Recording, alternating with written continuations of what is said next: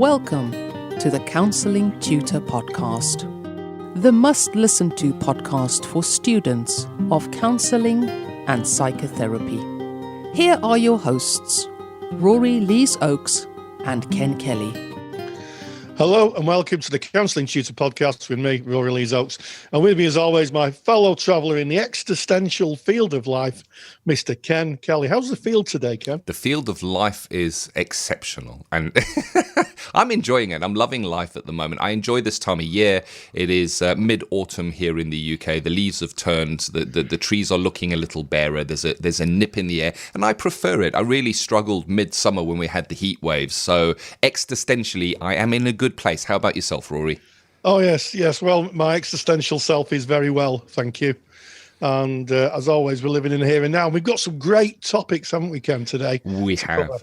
Indeed, we have. Episode 89, What Can You Expect? Counselling Tutor Podcast. We're going to start by speaking about direct questions from clients. This is when a client might ask you in your placement or as a counsellor a question about yourself and about your life. How do you deal with that?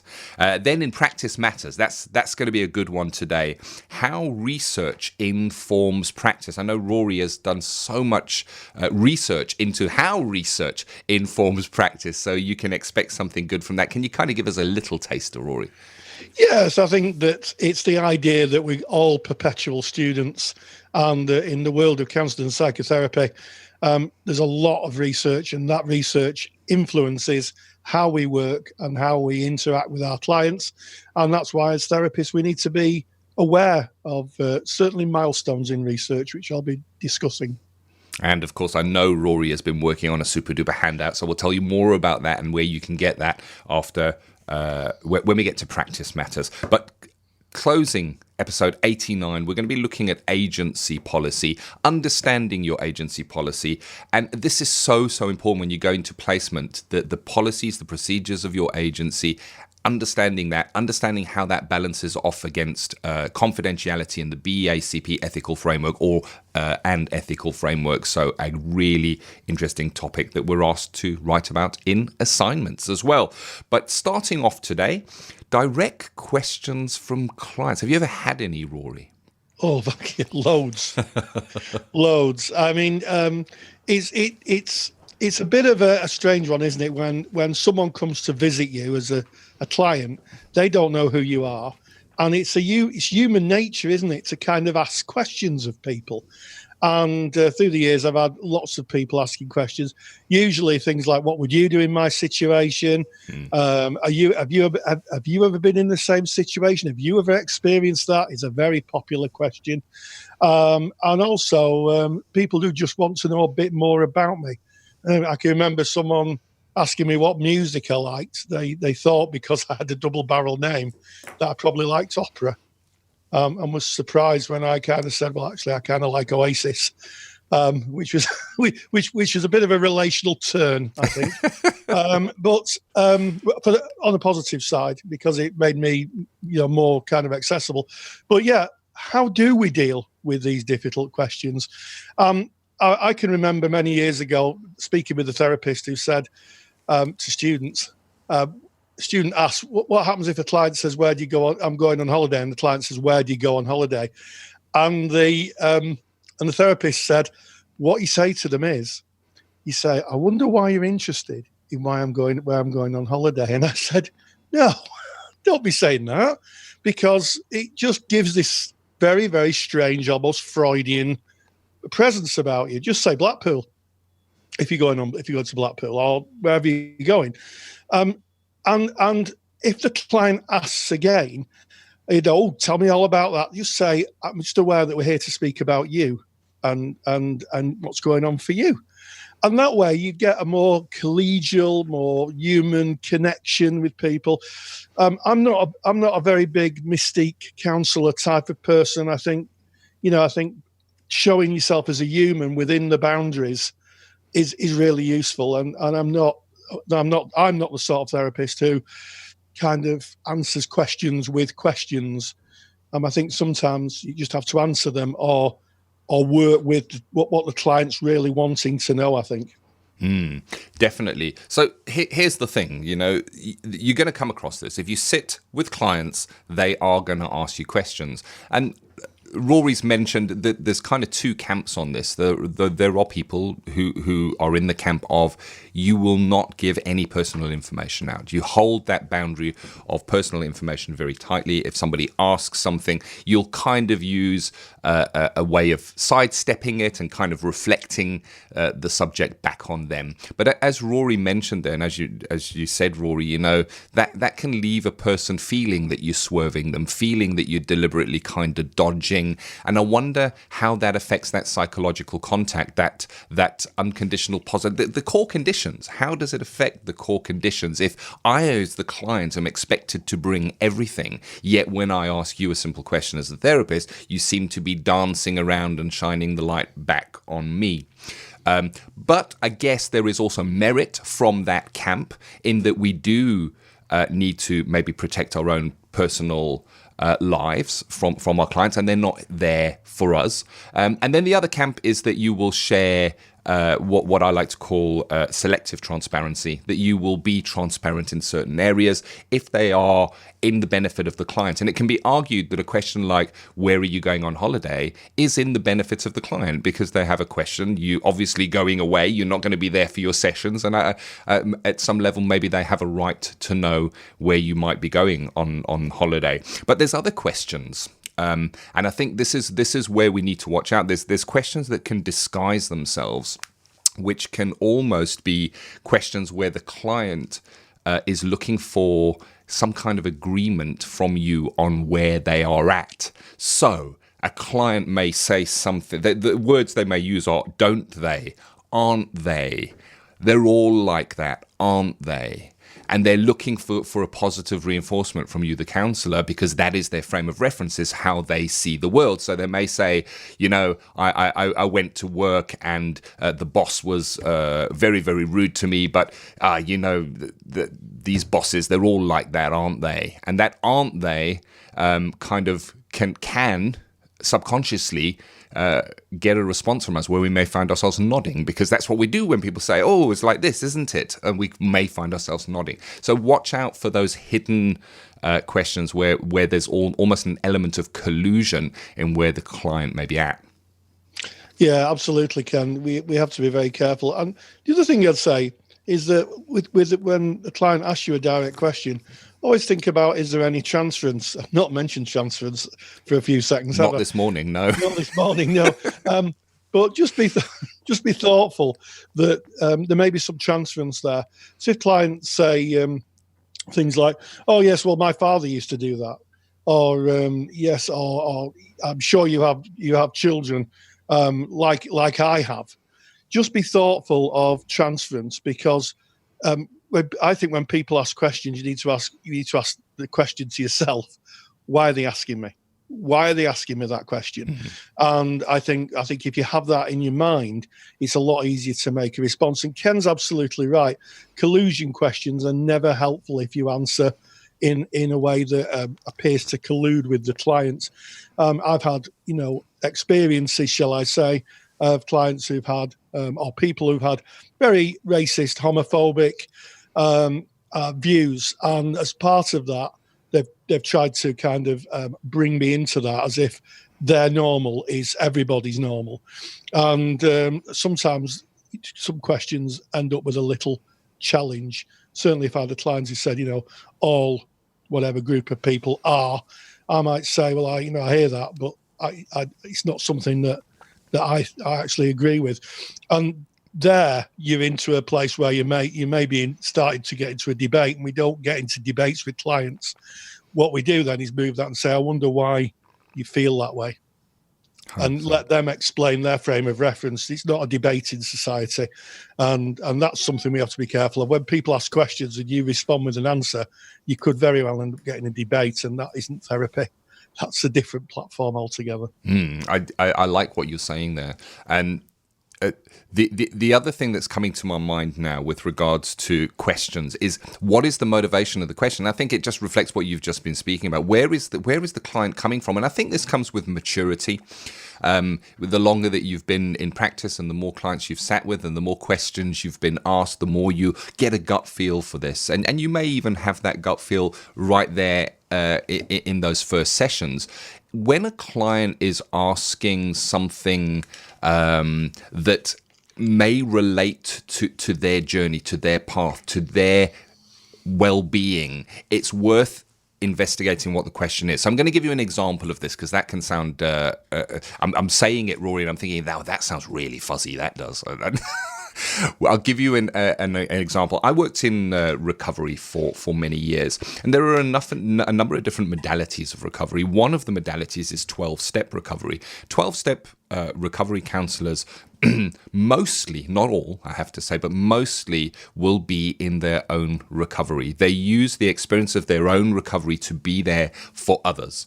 And it is quite acceptable in 12-step recovery for the recovery counselor to mention their own journey, to mention, I also was like you. I also struggled with alcoholism or prescription medication or whatever that may be, and I'm now on the other side of that. And you that is used to kind of get the client to connect with you, to go, right, okay, here's somebody who really understands.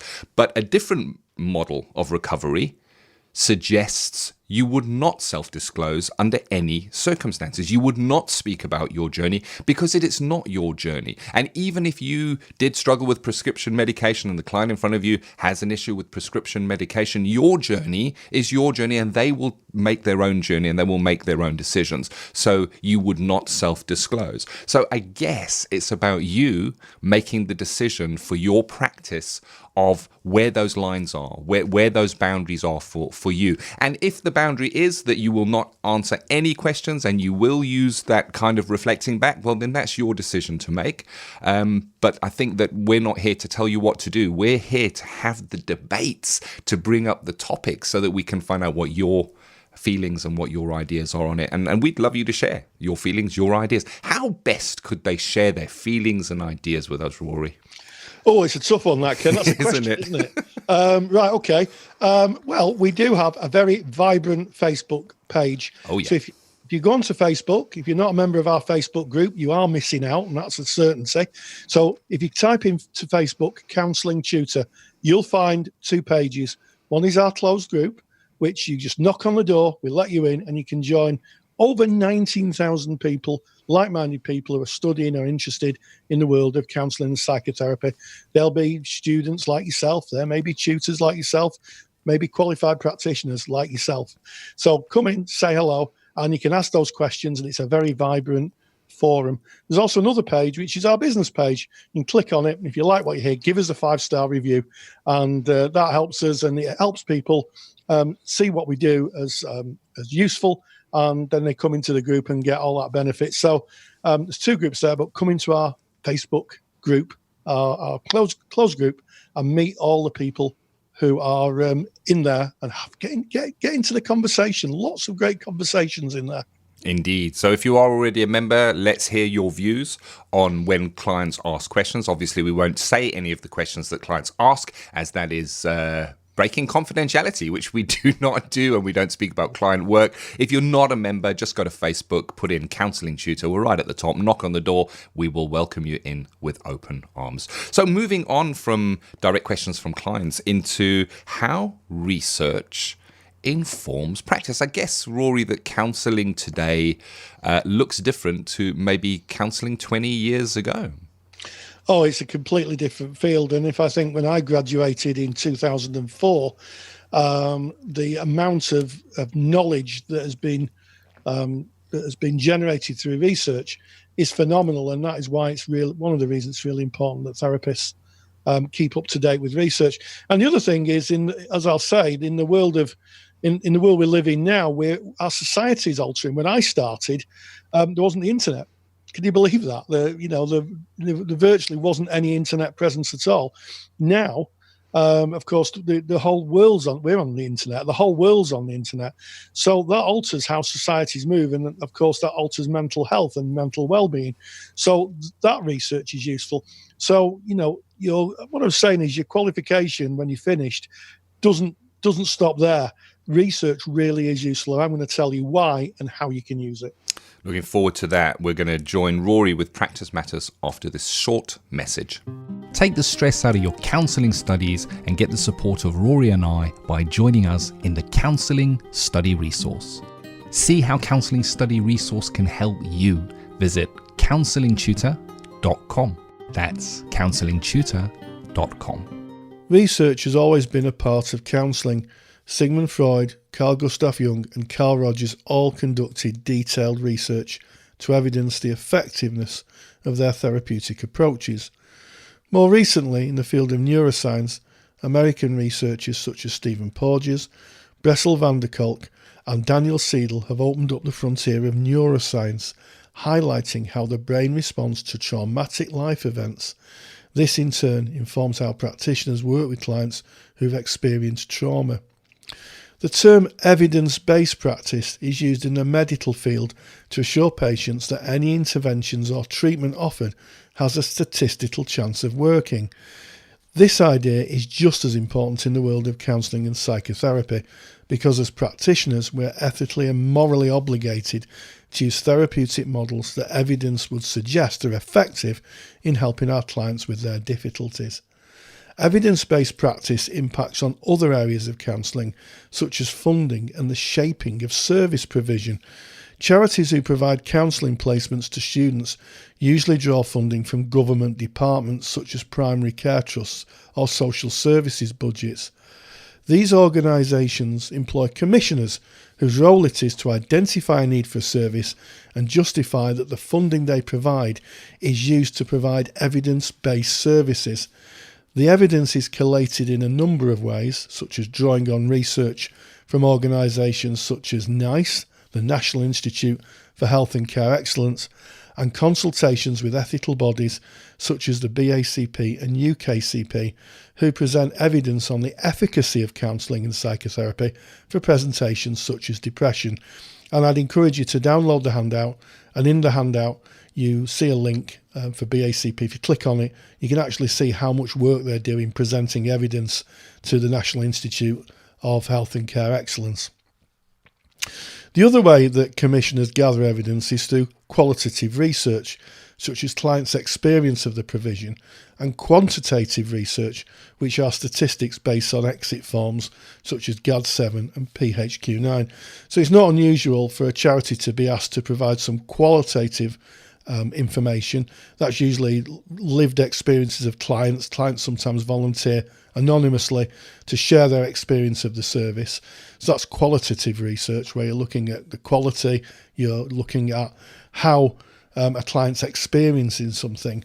But also we have quantitative research, and that's statistics, and that's gathered from forms such as GAD-7 and PHQ-9. So when someone goes into the service, they fill a form out how they feel, and when they leave the service, they fill another form out how they're feeling at the end, and those statistics then are collated into the effectiveness of both the service and the therapy offered. Research plays a huge part in our work and means that when a client sits in front of me, I can be confident that they are receiving the best possible service based on the evidence available. Thank you as always, Rory.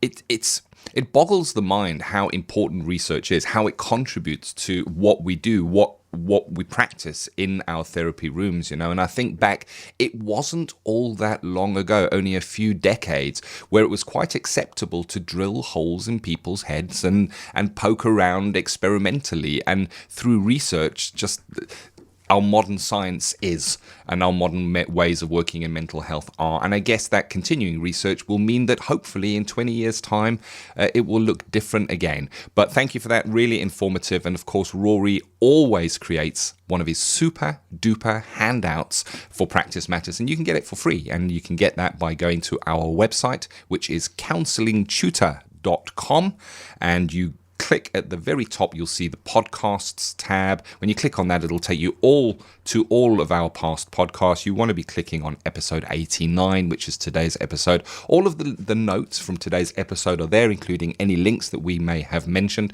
to additional reading.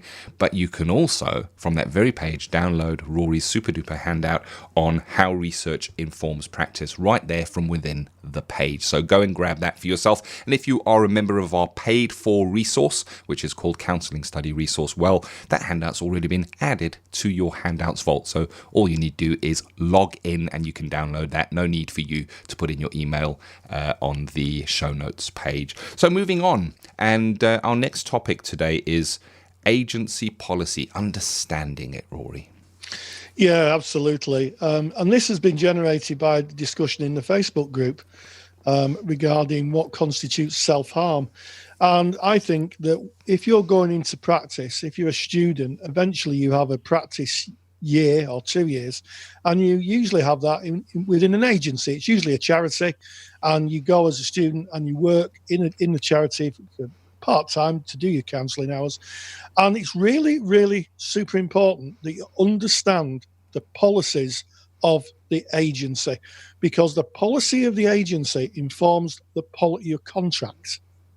So your agency may very well have a contract or a rule which says that you have to break confidentiality if there's harm to self. A client says that they're going to do harm to self or harm to others.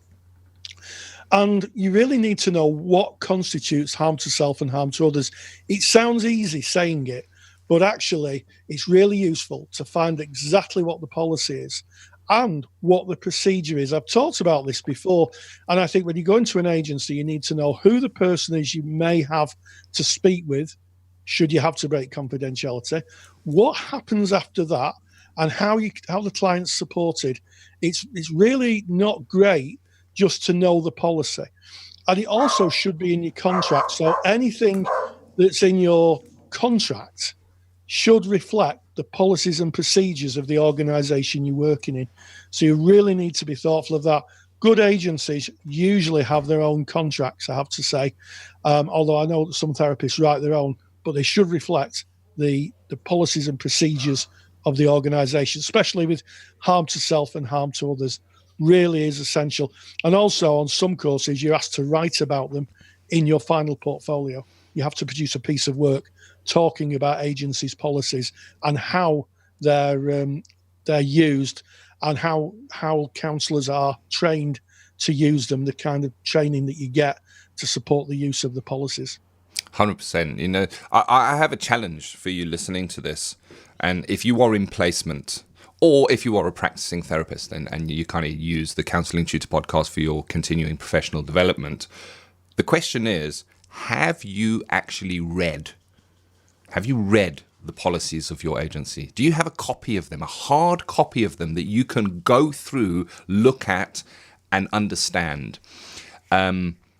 And the reason I ask this is from doing supervision, as a supervisor, working with people in placement, people in practice, and finding that not everyone has read those policies. And it is vital. It is so, so important. You know, when you're studying, the ethical framework is brought up again and again and again, and printouts are given out and handouts of this ethical framework. Then you're asked questions about the ethical framework in assignments so that you can prove your understanding of it, because we need to work within the ethical framework parameters, within the boundaries set out by the ethical framework, for the safety of our clients and for ourselves as well. Well, the same is true of your agency's policy. They are just as important. They form part of your contract with your client.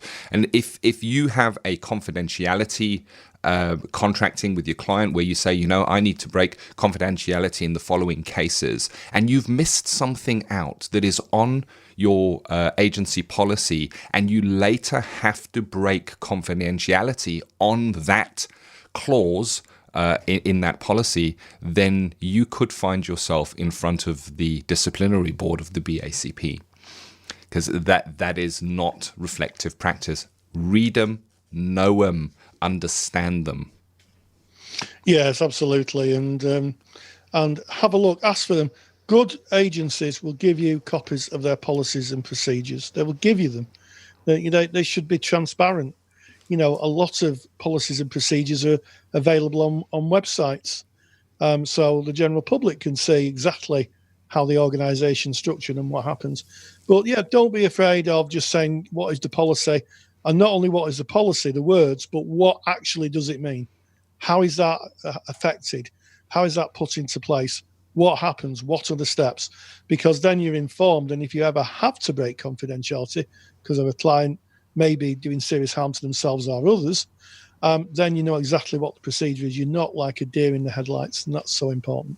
100%. So I want to put in an example to underline that, understanding that the policies. So an example, I'm going to use working in recovery once again. So if you are working in recovery, there is very often a requirement from the agency that you will be working within that if a client you are working with relapses and reuses a drug or increases their use of a drug or goes back to a drug that they are in abstinence from, that you would need to break confidentiality, and you would need to break that confidentiality to the agency. Now, generally, that is not required from us in the BACP ethical framework, for example. We wouldn't have to break confidentiality if somebody was using a substance. The reason that they have them in the recovery agencies is because of the medications that are prescribed, and it can lead to danger to the client at the end of the day. So they have a very good reason for that break of confidentiality. But if you haven't contracted with your client, and then you later have to go on to break confidentiality, again, that client has very good grounds for complaint. And I think, Rory, you're 100% right. Go to your agency. If they haven't given you copies of the policies, you said, Rory, a good agency will give you the copies of the policies. You're 100% right. But if they haven't given you, go and ask. Go in the next time you're in your placement or in your place of practice, go and say, could I please have a copy of all of your policies, please? And read them yourself. And what you don't understand, as you said, Rory, go to your managerial supervisor and say, can you just explain this one so that I can be 100% on top of it? Yeah, absolutely. Because even as a student, you are responsible for your own work, and being responsible for your own work means that you understand the mechanism that the work is done in, which are the policies and the procedures of your organisation. So yeah, get yourself informed. And I think a good agency would welcome an inquiring student who's really interested in how the organisation works, because that would say to me, as someone who's former chair of a mental health charity, that someone's really on the ball, and that they're really keen to understand how it all works. And that would make me, I guess, a little bit more relaxed, knowing that someone had taken that effort and that they knew exactly what to do. It's no difference, is it, to the fire procedure? Everybody should know what the fire procedure is in any place they work. The alarm bell goes off, which door you go to and where you stand. And it's no different. The policies on breaking confidentiality for self-harm, or someone who may be thinking about taking their life, shouldn't be any different. You need to know what to do and where to go. Oh, so important. And one last thing from myself on this topic is that in the past, when Rory and I have been tutoring counselling together, there has been incidents where one of our learners has questioned the policy of an agency, and that policy has actually been reviewed because it was read, it was understood, and questions were brought up about that, and they reviewed the policy and changed the policy. So read them, understand them, question them, ask questions. So important to protect yourself, to protect your clients. Yes, absolutely. It's been a great episode today, Indeed. Hasn't it, Ken? Oh, yes, it has. We started off with direct questions, and then we went on to look at the importance of research, and then we talked about agency policies and procedures. It's all very relevant to the world of counselling and psychotherapy if you're a student. So that's great. And as always, stay grounded and stay safe. Take the stress out of your counselling studies and get the support of Rory and I by joining us in the Counselling Study Resource. Counselling Study Resource, or CSR for short, is the world's most comprehensive assignment guidance and study support resource for students just like you of counselling and psychotherapy. See how Counselling Study Resource can help you. Visit counsellingtutor.com. That's counsellingtutor.com. Thank you for listening to the Counselling Tutor Podcast. Find the show notes for this episode on our website at www.counsellingtutor.com.